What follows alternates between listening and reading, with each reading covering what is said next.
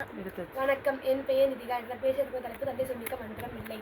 ராமருக்கு வந்து பட்டாபிஷேகம் சூடுறதுக்காக எல்லாம் ரெடி பண்ணிக்கிட்டு இருக்கும்போது கைகை வந்து தசரதர் வந்து பேச வராங்க. என்ன சொல்ல வராங்கன்னா, நீங்கள் இந்த வரம் கொடுத்துருந்தீங்கல்ல, அதாவது நான் போரில் வந்து நான் உங்களை காப்பாற்றுறப்ப எனக்கு வரம் கொடுத்தீங்கல்ல, நான் கூட அப்புறமா கேட்டுவே சொன்னேன்ல, அந்த கதையை அந்த வரத்தை இப்போ தரீங்களா அப்படின்னு கேட்குறாங்க. தசரதர் என்னப்பா வரம், என்ன வரம் வேணும்னு சொல்லு, நான் தரேன் அப்படின்னு சொல்கிறாரு. அப்போ வந்து பரதன் வந்து நான் ஆளணும், ராமர் வந்து 14 வருஷம் அந்த காட்டுக்கு போகணும் அப்படின்னு சொல்கிறாங்க. இதை கேட்டு தசரதர் ரொம்ப வந்து ஆச்சரியம் அதிர்ச்சி அடைஞ்சிட்டு சரி இவ்வளோ ரொம்ப அதிர்ச்சி அடைஞ்சு ராமரை கூப்பிட்டு கேட்குறாரு. கேட்கும்போது ரொம்ப வேண்டுதலாக ரொம்ப வந்து தயக்கத்தோட கேட்கலாமா வேணாமாங்கிற மாதிரி ரொம்ப தயங்குறாரு. அப்போ ராமர் கேட்குறாரு, என்னப்பா என்னன்னு சொல்லுங்கப்பா, நீ சொல்கிறா நான் கேட்குறேன்ப்பா அப்படின்னு சொல்கிறாரு. நீங்கள் எனக்காக வந்து இந்த மாதிரி காட்டுக்கு போகணுடாமா, இந்த மாதிரி நான் வரம் கொடுத்ததை என்னால் வந்து இது பண்ண முடியலை, அதற்கு தயவு செஞ்சு பண்ணு அப்படின்னு சொல்கிற மாதிரி கேட்குறாரு.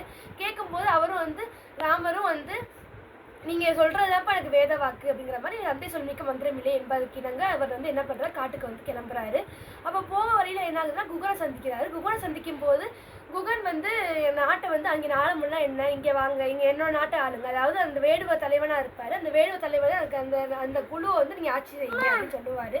இல்லை வேணாம் அப்படிங்கிற மாதிரி அவர் சொல்லிடுவார். அதாவது என் தந்தை வந்து எனக்கு வந்து கொடுத்த கடமையை வந்து நான் செய்யணும் அப்படின்னு அவர் சொல்கிறாரு. அதனால் அந்த அந்த ஆட்சியை பொறுப்பை கூட அவர் ஏற்றுக்கலை.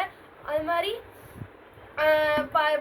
பரதன் வந்து கூப்பிடுறாரு, அண்ணா வாங்கண்ணா அப்படின்னு சொல்லி கூப்பிடுறாரு. வந்து நீ ஆட்சி செய்யுங்கண்ணா அப்படின்னு சொல்லும்போது இல்லை நான் அப்பா சொன்னதுபடி நான் பண்ணணும் அப்படின்னு சொல்லி அவர் சொல்லி மறுத்துறாரு. இதே மாதிரி பரசுராமர் கதையில வந்து நம்ம என்ன பார்க்கலாம், இதே மாதிரி பார்க்கலாம். அதாவது பரசுராமரோட அன்னை வந்து ஏதோ தவறு செஞ்சிருவாங்க. பரசுராமரோட தந்தை வந்து கோவப்பட்டு அவர் வந்து தலையை வெட்டி பரசுராமா அப்படின்னு சொல்லிடுவாரு. அதை கேட்டு பரசுராமர் உடனே யோசிக்க கூட மாட்டார். அம்மா வெட்ட சொல்றீங்களே இப்போ அப்படிலாம் யோசிக்க மாட்டார். உடனே வெட்டிடுவாரு.